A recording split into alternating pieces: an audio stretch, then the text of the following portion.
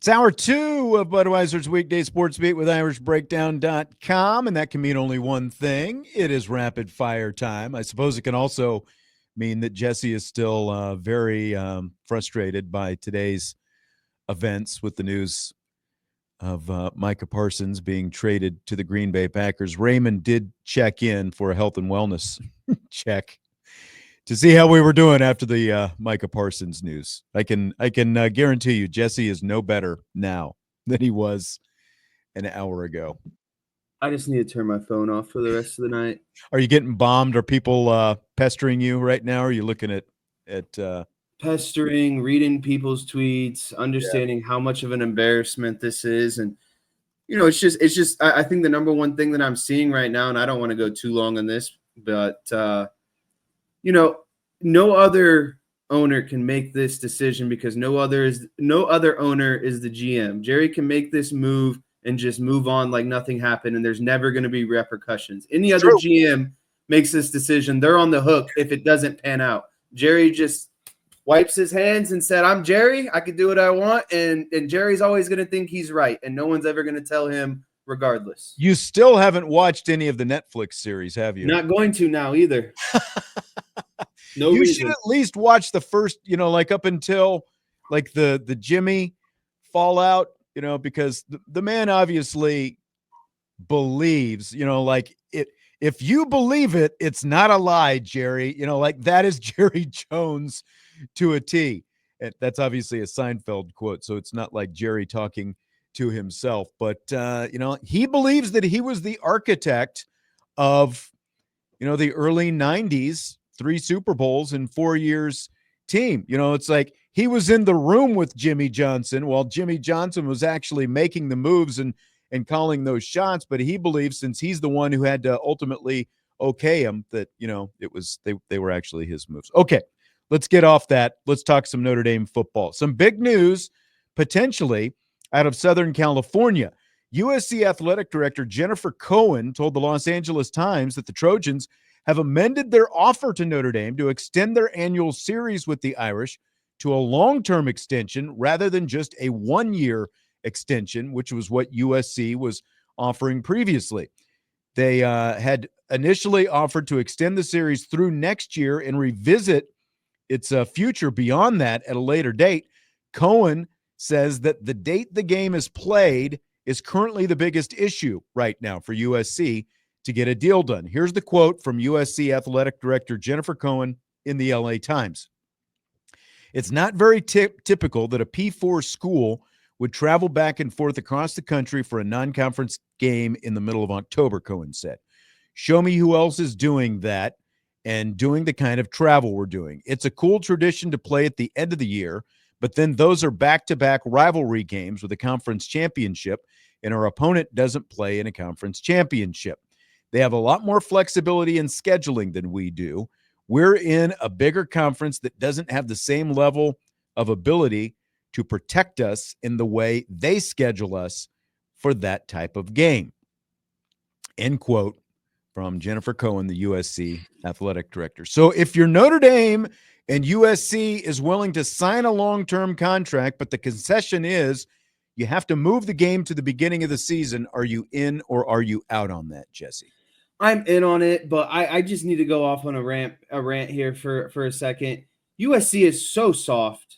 Like this is so no, seriously, like you are complaining because you of travel because you put yourself in the Big Ten conference because now you have to travel across the country more. And Notre Dame's just another game that you have to travel across the country in the Midwest for. It's going to be a little chilly. It's going to be a little cold. And you got to play other Big Ten teams in the chilly and the cold. And so Notre Dame has this privilege of insulating themselves wherever they want to put the USC game. But USC, we're so insulated by these tough games, and we don't want to lose back-to-back games at the end of the season because that means we won't get to make the playoff or a conference championship. You don't deserve to be in these games or in the playoff or any type of championship if you can't beat playoff level teams or championship level teams. So if I'm Notre Dame, I say we don't give a crap when you want to play this game. We'll play it anywhere, any time of the year because we're a better program than you. We've been a better program than you for the last 2 decades. We've been to national championships. We've been to playoff appearances. USC has none of that. So what is USC doing? They're trying to figure out a way to keep Notre Dame on a schedule and make their life easier at the end of the day. How can this become more insulated? It's such a load of crap that they're willing to throw away all of this rivalry and tradition over the last 100 years just because they don't want to travel a little bit extra in October. I don't disagree with anything that you're saying. And case in point, she's complaining about travel, like show me another team that travels to the middle of the country or across the country in the middle of conference play and in the middle of October. And then, makes the point about the fact that Notre Dame is not in a conference, as if that means that Notre Dame doesn't have to do any traveling. We know where Notre Dame is, and we know where the ACC footprint is. We also know where Los Angeles is. And every year, Notre Dame has gone to the West Coast to play either in Los Angeles against Southern Cal or in Palo Alto against Stanford, right? So, like, they're willing to make that trek, and that's a long flight out there every November. Here's 2018, though. Do you remember the 2018 season? October 27th, Notre Dame plays Navy in San Diego, California, Southern California, yes. More southern than Los Angeles. November 3rd, they play Northwestern in Evanston, the Chicago suburb. November 10th, they play Florida State at Notre Dame Stadium. November 17th, they go to the East Coast to play Syracuse at Yankee Stadium. The following week, November 24th, they are back in Southern California playing Southern Cal in Los Angeles. Are you going to tell me that travel schedule is any more difficult than what USC and Jennifer Cohen is talking about right now? Just because Notre Dame is not in the conference does not mean they don't travel. They traditionally travel more than anyone else in the country because of the fact they are not in a conference. Now, to the point, though, the question that I asked was, would you make this concession if you're Notre Dame? If the concession that USC is making is, we'll give you the long-term extension, we will sign a long-term deal, but we've got to play this game at the front of the schedule, I would be totally in on that if I'm Notre Dame. I would do that. Do I, like, in a negotiation, there's got to be some give and take on both sides. And so if USC only wants to do a one-year deal because of whatever uncertainty, but they're offering now, we'll do a long-term deal, but you've got to move the game to the front of the schedule. That's a concession that I make if I'm Notre Dame, because I want the rivalry to continue. It's not going to hurt you to play it at the front of the schedule instead of October and November. I realize that's how Notre Dame has wanted it. They've got it that way for a long time, but I've said this before. Part of the reason that Notre Dame was able to do that every year trip to the West Coast with USC and Stanford is because those two schools were in the Pac-12 together. And when they were in the Pac-12 together, if you look at their schedules from when they were in the Pac-12, they would play each other at the front of the schedule in September to accommodate that. And that's how they were able to pull off making those switches in the middle of their conference play by playing, in South Bend in October and then the games on the West Coast in November. They don't have that anymore because they're in different conferences now. Now, if Notre Dame maybe could find another travel partner in the Big Ten for USC, maybe they could accommodate that. But if I'm Notre Dame and I want it to continue, I would be in on playing it in September. They used to play Michigan in September at the front of the schedule. That was always a big game. It'll be a big game, if it's USC as well in September instead of October and November. Listen, I don't disagree with anything you said. I would be on board with Notre Dame actually opening the season with USC every year if that's what they wanted to do. I'm just disgusted by USC's lack of spine. Yeah, it's pathetic. And I will say this is the last comment I have on this. If this contract was up during the Weiss and Willingham eras, USC would not be throwing a fit like they are right now. And I get it, college football is different and the playoffs are different, and it might be a little bit of a different comparison. But USC would not have this whole runaround if they were on that tear like they were when Willingham and Weiss were here. It's just, there's just no way. The success of Notre Dame has really driven this home for USC. I think so as well. You're absolutely right. Weiss and Willingham and Dave, I guess Davey was shown the door, once Pete Carroll, established himself down there in Los Angeles. But Weiss and Willingham never begged, for Kevin White to try to back out of the series with USC just because Pete Carroll was almost won 3 consecutive national championships. They weren't trying to back out of this whole deal. And that's ultimately what this comes down to. It started with Lincoln Riley and, doesn't want the schedule any tougher than it needs to be. And that's where they are right now. But again, they're willing to do it. So I would make it happen. It's like, you can't hold out, because I see people saying, oh, don't cave into them. Look, you can't hold out for everything. Notre Dame wants this rivalry to continue. And again, they're willing to do a long-term extension, it sounds like, if Notre Dame is willing to be more flexible on when the game is played. And there's nothing in this article in the LA Times about the neutral site games and stuff like that USC has been pushing either. So maybe you don't have to do that. Maybe you keep it on campus, which I think would make everybody happy as well. All right, so Notre Dame offensive coordinator Mike Denbrock was asked yesterday about what typically translates into success for a quarterback making his first start. And here is what Denbrock said, quote, I think it's a little bit of a mentality of I'm going to get the first down, which means I'm not going to necessarily take a lot of chances with deep balls every time I get an opportunity to throw one. I'm going to find the people around me that I know are talented, and I'm going to make sure that they get the ball in their hands and let those guys help me, and not a feeling as a quarterback of ever having to take the weight of the world on your shoulders and be the sole purpose why we are being successful. End quote. What does that say to you, Jesse? I think that says at the end of fall camp, Mike Denbrock sat CJ Carr down and said, listen here, buddy. I want you to be the starting quarterback, but you need to understand what that means right now and right. what Marcus Freeman is looking for. Because at the end of the day, Marcus Freeman's my boss and he's your boss, right?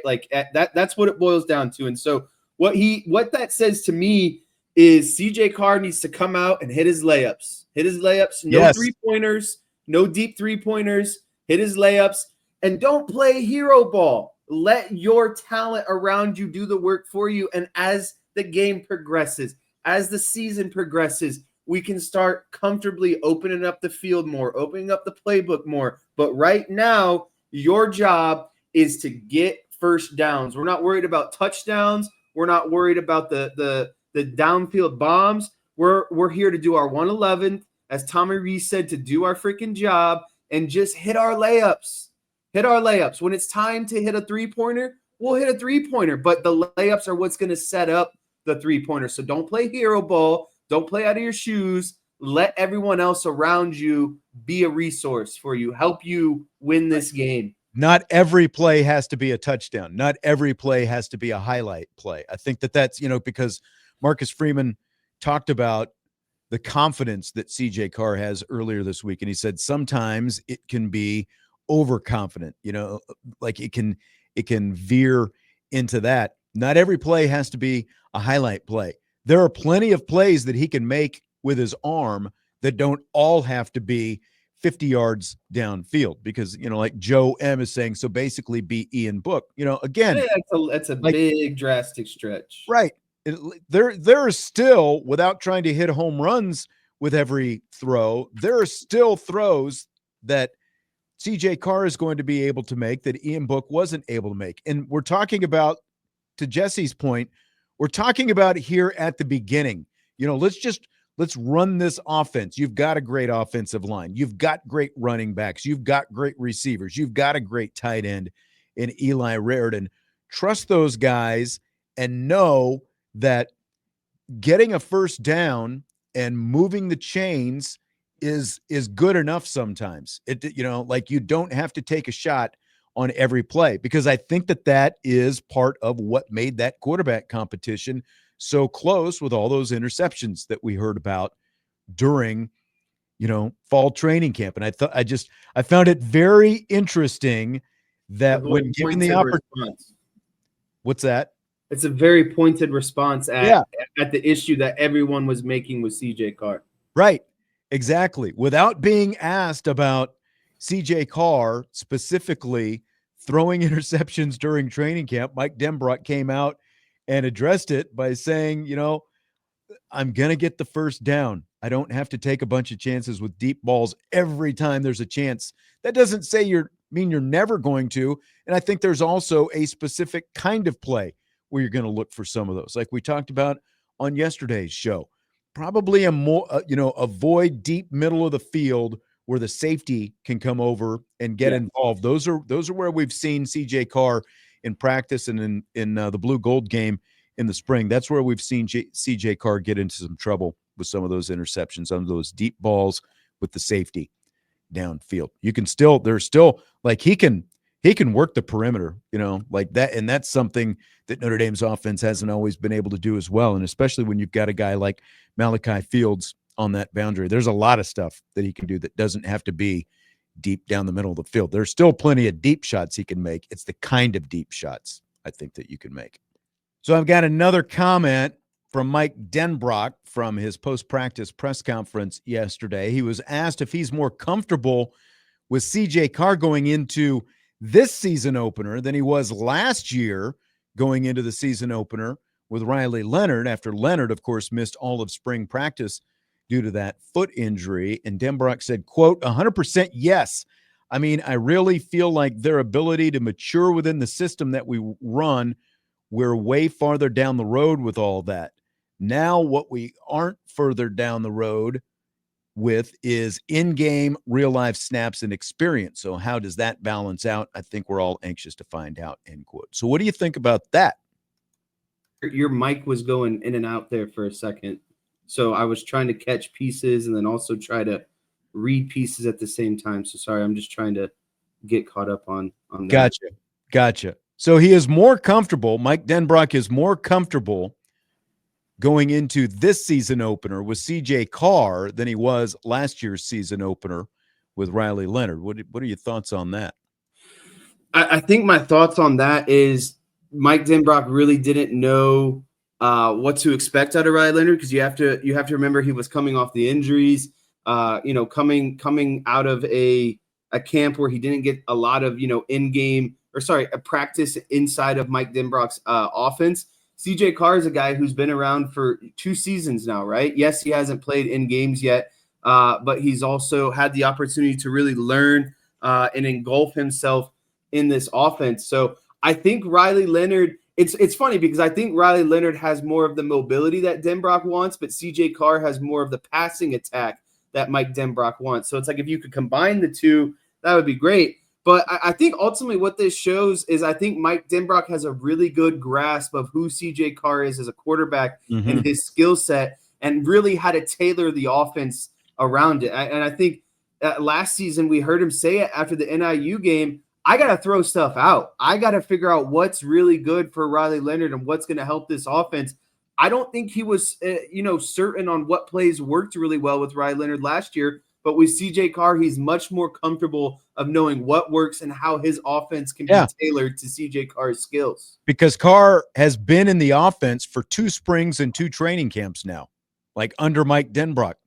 Riley Leonard didn't have that. Leonard got to sit there in the meeting rooms during spring practice, but again, he wasn't able to play because of the injury. So they never got to work some of those things out. And I think that you're basically talking about, even though it's a year plus that he's been here, again, because it's 2 springs and 2 training camps, you're talking about almost 2 years worth of knowledge that CJ Carr has built up, being in Mike Denbrock's offense. So I think that is a huge advantage. Now, to Denbrock's point, again, what they don't have is game reps and actual game experience. So those are the things that you find out along the way. But all those intangibles and just the cerebral stuff, the stuff, inside the gray matter is obviously there for CJ Carr, and Mike Denbrock feels really good about it. Now, it's curious that you brought up what you just brought up about throwing stuff out, because CJ Carr was asked about meeting with Mike Denbrock and if he's comfortable telling his coach that he's not comfortable with certain things. in the game plan. And here's what CJ Carr said, quote, Coach Denbrock and I have done the Riley meets in the morning. And we hit it yesterday. We hit it today. And just being on the same page with him about what he expects from a play, what I expect from a play, has been really helpful to be able to go out on the field and test it out. And I think it's going to really help us against Miami. Scale of 1 to 10, how important is it that Carr has that level of comfort that he can tell his coach, well, I really don't like this. This is, more my speed. This is more my comfort level. Yeah, this is a 10 out of 10. I think this is the most important aspect of the player and coach relationship, having the transparency of, hey, here's what I'm comfortable with. Here's what, I don't necessarily, think this works towards my skill set. And just to kind of draw a comparison, my sophomore year in college, once I was kind of working myself into that, second string kind of, and potentially even getting some starter snaps at the linebacker position, as I got invited to meetings like this. We would meet at, during game week, 6, 7 o'clock in the morning, and me and my position coach, and along with basically the other, traveling linebackers or the guys who are in the starting rotation, would watch film and literally go over and he'd be like, okay, here's what I'm seeing. Here's what I want you guys to see. Here's what I want you to look for. Here's how I think this play should break down defensively. And I imagine it's the same scenario with Denbrock. They're watching plays, they're watching practice film, and Denbrock says, hey, here's where I want your eyes to be. Here's how the play needs to, develop. Here's where your reads need to be. And at that point, Carr can say, okay, I feel comfortable with that. Or, hey, coach, I'm really not good with that read. I think that puts me in kind of a tight spot. Can we maybe, go away from that? So to me, having that open dialogue, having that transparency is really crucial because, again, Mike Denbrock can game plan and call plays that are really going to get CJ Carr moving and build his confidence that he needs, but also being effective. You can't just run an offense just because CJ Carr, wants you to. You still have to be effective and set things up naturally. So having that open communication is really huge. And I don't know how much of this kind of stuff he was doing like at LSU with Jaden Daniels or, going back to Cincinnati with Desmond Ridder, just other quarterbacks, but it makes sense. Like Mike Denbrock potentially learned a lesson with Riley Leonard last year that, hey, we need to do this kind of stuff because, again, like where the passing game was last year, it never completely, I think, got to, to where anyone probably thought it was going to be, but they were able to make up for it with some different things with Riley Leonard's legs. They don't have that same luxury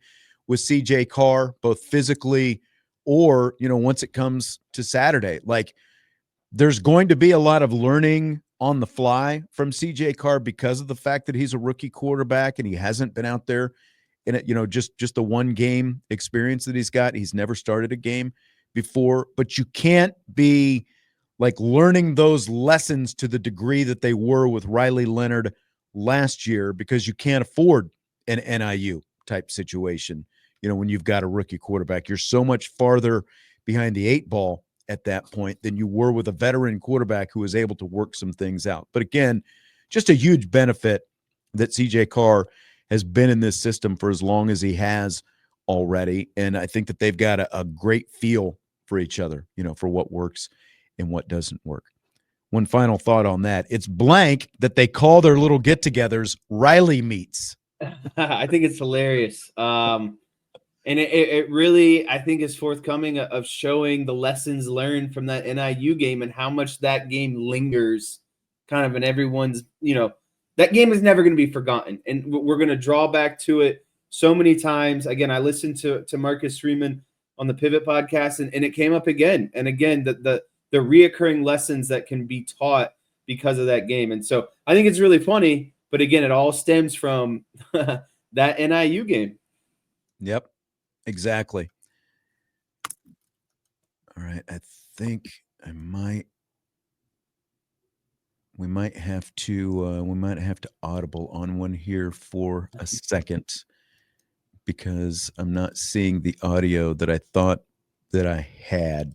But Carr, by the way, he was asked if they meet for coffee and bagels and that kind of thing. And he said country music and football. So I guess, like the football we can obviously take. The country music part of it, not really up either one of our No, I wish they had at least like some oldies rock taste, but country music just isn't cutting it for me. No, not quite there. Not quite there.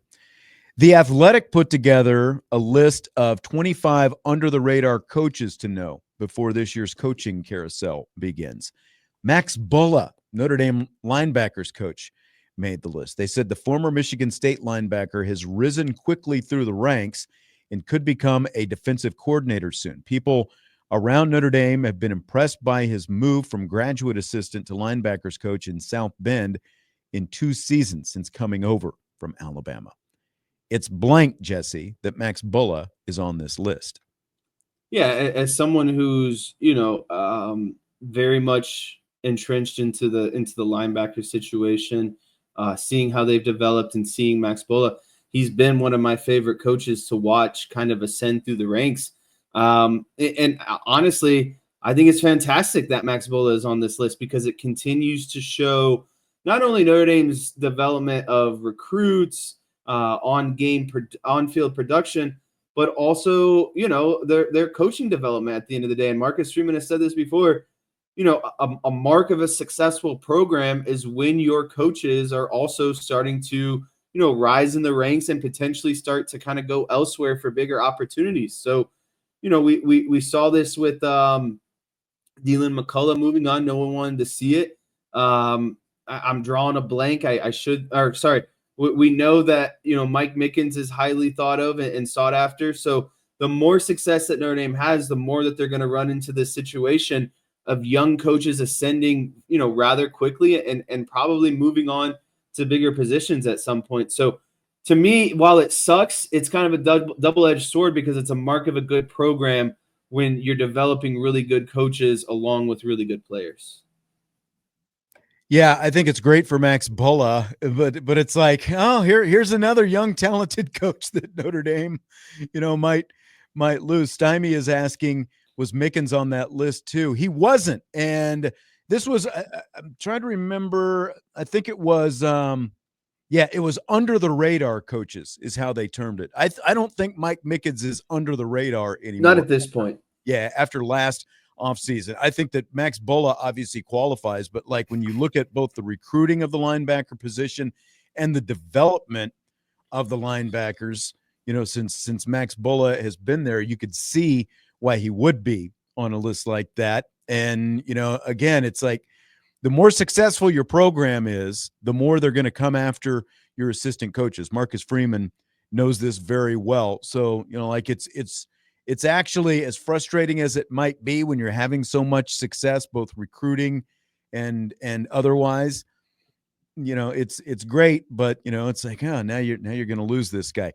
ND Saylor says Al Washington too. Again, I don't think that Al Washington qualifies as under the radar because just an off season ago he was interviewing for a head coaching position at Boston College. So I think that he is squarely on people's radar, but that's again like a very talented coaching staff that Marcus Freeman has here at Notre Dame. And like that's again, it's going to happen when you're that successful.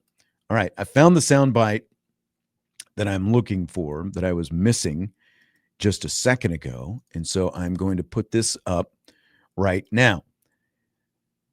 Marcus Freeman was asked this week about Notre Dame's ability to get pressure on the quarterback with its front four without blitzing much. And here is what he had to say. It's a great challenge when you're facing an offensive line like we're going to see. Now, our O-line's a good offensive line, and our defense every day has to go against our offensive line and try to create pressure with 4 guys. And so it'll be no different as we get ready to play on Sunday.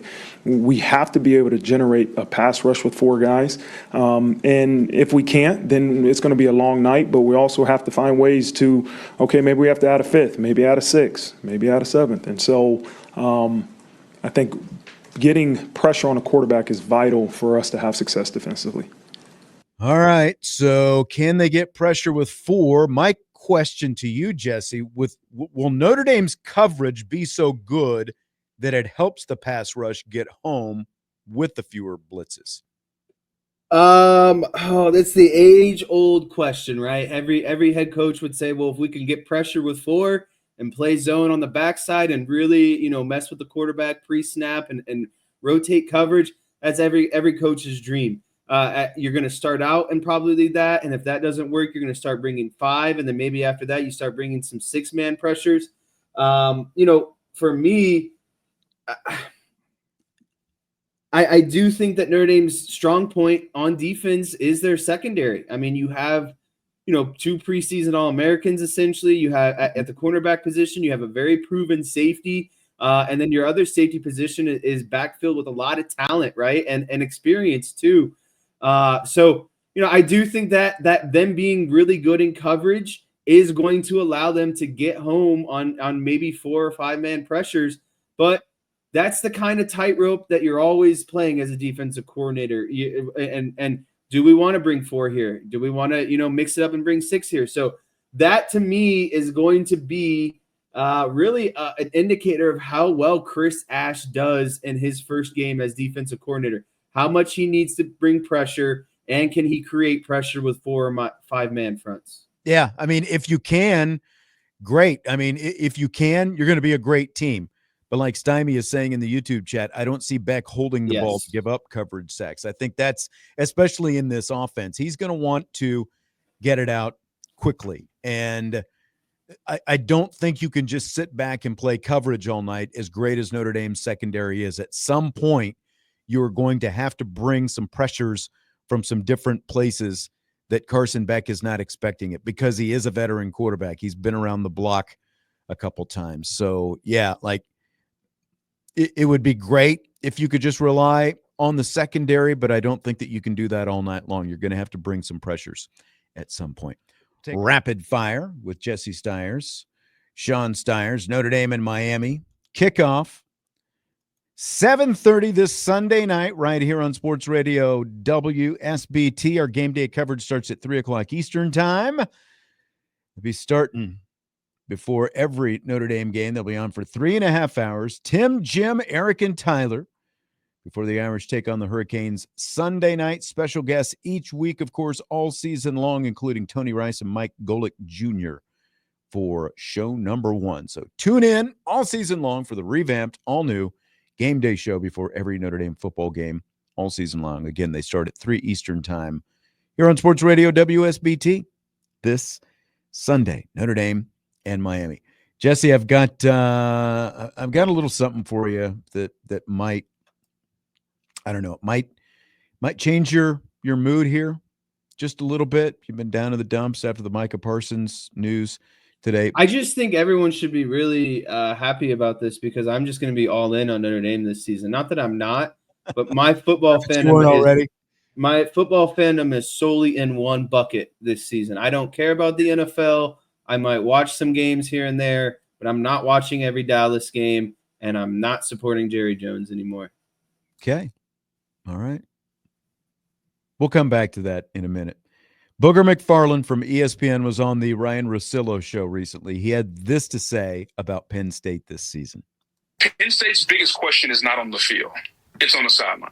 You can't tell me that there's not a correlation between the amount of big games that James Franklin has lost and his ability to get his team over the hump. Like, I don't believe in coincidences. And if you go back and look at I forget the record, and I don't want to quote it, like his record in big games, whether it's against Ohio State or top whatever teams, is not good. And like, okay, fool me once, shame on you. Fool me twice, shame on me. Like at some point, he's got to get this talented team over the hump. And it's not going to be week 1. It's not going to be week whatever. He's got about 3 or 4 games this season where he's going to be able to prove whether or not he's ready to push the right buttons and get this team over the top. I think that's the biggest question mark in college football is James Franklin, because he's got one of the 2 most talented teams. I think Clemson and Penn State are the 2 most talented teams that have returning quarterbacks in the country, top to bottom. And so can the coach get the talent over the hump? Can the coach get the talent over the hump? Booger McFarland on James Franklin. That is blank, Jesse. That is spot on. That is spot. And no, seriously, like I think he hit it the hammer on the nail on the head whatever the saying is. Hit the hammer on the head. Yeah. He hit the hammer on the head of the nail. because, yeah. Like, we all know that he's going to do his thing in the regular season, right? He's going to probably win 10 or 11 games. They're going to go on to the playoffs. We should not judge or draw any conclusions about James Franklin until the postseason starts. Like, at this point, we know who James Franklin is. He's a regular season merchant and a guy who can't get his teams over the hump when it matters most. He is, and I mean this, maybe, take this how you want. He's Brian Kelly 2.0. And you want to know why he got so mad about Marcus Freeman and so insecure about Marcus Freeman? Because he's younger, he's recruiting at the same level, and he's won more big games than James Franklin has in his career. Recruiting at a higher level now. Yeah. Exactly. And so that's why he had to protrude all of those insecurities in that press conference, is he knows what the writing is on the wall, and that's he hasn't got his team over the hump when it matters most. And so I quite frankly do not care what James Franklin does in the regular season, because it will be enough to be in the playoffs. I am going to start my assessment on James Franklin that first playoff game. Probably the second playoff game, depending on whether or not they get a bye. Right, unless they get an SMU again. We've taken shots at their schedule, deservedly so, all off season. It's coming now. The season is finally here, so we'll see what they do. Again, it's like, okay, you got Oregon and you got Ohio State. Well, you've lost 8 straight to Ohio State. Are you going to beat them this year? You're 1-15 against top 5 teams. Are you going to actually win a second game? Because that's either going to happen, like it'd be Ohio State or Oregon, and then once you get to the playoff, it's essentially, we started off talking about you're down on the Cowboys and you're ticked off at Jerry Jones and everything else. Well, it's no different than the Dallas Cowboys, really. Like, they've proven that they can win a lot of games in the regular season. What do they do once the postseason gets here? They fold, like that has been the history. And it's the same with James Franklin. Great. You expanded the playoffs. So Penn State finally got into the playoffs. You beat 2 very average, lower tier playoff teams last year. You got to the semifinals. What happened when you went up against a good Notre Dame team? Well, it was a close game. You were leading, but when everything mattered, your team folded in the end. And Marcus Freeman, the better coach team, won. That's where it is. I'm completely with you. Like, what are you going to do when the games actually matter? That's how James Franklin is going to be judged, and I don't think he's going to be judged very well when it's all said and done this year. We got time for one last one. We got about 3.5 minutes here. The floor is yours. So the ACC, of course, is going to start throwing out fines against schools when fans rush the field this season. Over in the SEC, they're fining teams $500,000 as well. Arkansas, though, is going to allow fans to rush the field after big wins. What they're going to do is, if the visiting team and the officials are allowed to reach the locker room before the fans storm the field, the SEC will waive its fine. So what Arkansas is going to do, they're going to put 3 minutes on their video board and then have a countdown clock on their video board. And then they're going to allow fans do a delayed rush of the field once the 3 minutes is over. Do you buy or sell this thing actually working? I do buy this, because the number one concern with storming the field is safety, right? You don't want to injure, obviously, officials, anyone of high regard. And most importantly, you don't want to, hurt opposing fans. And so Arkansas's thought process here is, well, if we get everyone outside of Arkansas out of here, we don't care what, people that what Arkansas, anybody else. Yeah, we don't care what happens with anyone else tied to Arkansas. We'll deal with those repercussions. So I actually buy it. I think it's a great, proactive, creative solution to allow for something that the fans want to do, right? And so I have no problem with it. And I do think I think other teams are going to start doing it as well. I think it's going to be really interesting to see if it does work. But yeah, this is where I'm at with Stymie. good luck actually containing the students. Like if they decide they're going to rush the field as soon as the game's over, what are you going to do to stop them? Once they start coming out of the stands and they bum rush, 5 or 6 security guards who are standing there in yellow jackets trying to keep them out. I just Bobby says after 3 minutes, the moment has passed. Well, I mean, you're still going to celebrate. Here's the thing. Like when you look at Arkansas's schedule, here are their home games. Arkansas State early. Of course, they've got Notre Dame this year. They've got Texas A&M, Auburn, Mississippi State, Missouri. Like, do any of those games besides Notre Dame actually qualify as a big game? Like what else would you rush the field for this year? I don't see this working. I think if the students want to rush the field, they're going to rush the field. I don't know if a countdown clock is going to do it. I also don't know if 3 minutes is even enough. Like to get everyone else off the field. Yeah, to get the what if some guys? Well, officials for sure. They love to sprint to the locker room after games. But what if guys from Arkansas no players on the other side, and they're out there chatting it up for a few minutes after the game. I don't know if it's going to work. All right. That's going to do it for tonight. Great questions we had in the we in, we out earlier. We talked about a lot of interesting stuff, I think, tonight. Jesse, collect yourself. I'll talk to you tomorrow. More to come. All right. That's Budweiser's Weekday Sports Beat with IrishBreakdown.com. We will talk to you mañana. We'll be one day closer to game day.